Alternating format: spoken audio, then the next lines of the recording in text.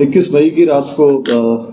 बल्लभगढ़ के एरिया के अंदर थाना सेक्टर 8 के क्षेत्र के अंदर रात को कुछ बदमाशों ने हथियार के दम पे एक व्यापारी से उसकी गाड़ी जो है वो लूट ली थी तथा उसका अपहरण किया था और उसे अपने साथ ले गए थे और बाद में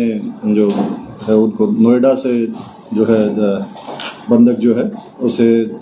वहाँ से छुड़ाया गया था और उसके वापस आने के ऊपर यहाँ पे जो शिकायत दी गई थी उसमें एफआईआर नंबर 332 जो है सेक्टर 8 पुलिस स्टेशन में 379B 394 506 और 365 के अंदर जो है दर्ज की गई थी। उसी संबंध में जो इन्वेस्टिगेशन का काम है वो क्राइम ब्रांच ऊंचा गांव की टीम के द्वारा किया जा रहा था और काफ़ी मेहनत के बाद कल आरोपियों को 26 तारीख को यहाँ से छायसा के पास से गिरफ्तार किया गया है और जो आरोपी जिनको गिरफ्तार किया गया है उनमें से एक का नाम चरण है, दूसरे का नाम विक्की है, तीसरे का नाम अनिल है और चौथे का नाम भारत है। एक अन्य आरोपी था जो वारदात में इनके साथ था, उसकी गिरफ्तारी अभी पेंडिंग है, उसकी गिरफ्तारी के लिए प्रयास किए जा रहे हैं। सभी आरोपियों को गिरफ्तार करके अब माननीय न्यायालय में पेश करके इनका रिमांड लिया गया है। रिमांड के दौरान जो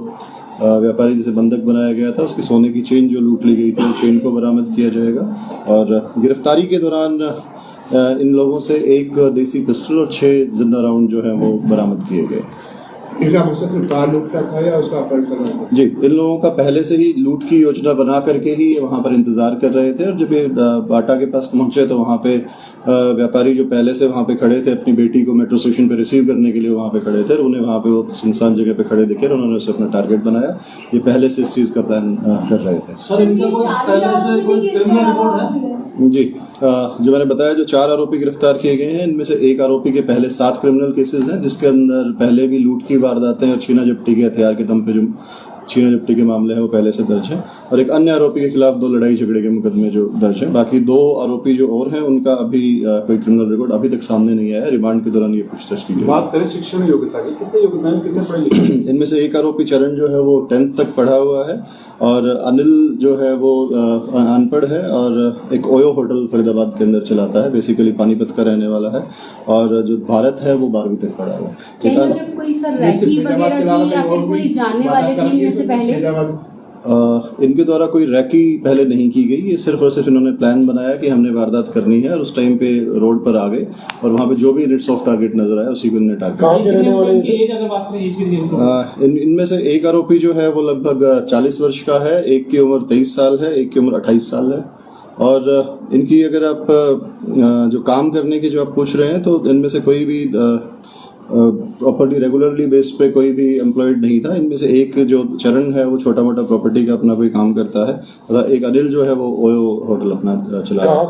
किसी का कोई पिछला क्रिमिनल रिकॉर्ड है? चरण जो है ये गुड़गांव का सोना का रहने वाला है, अभी फिलहाल ये डब्बा में रह रहा था और एक अन्य आरोपी जो है वो बल्लभगढ़ का रहने वाला है और एक आरोपी इनमें से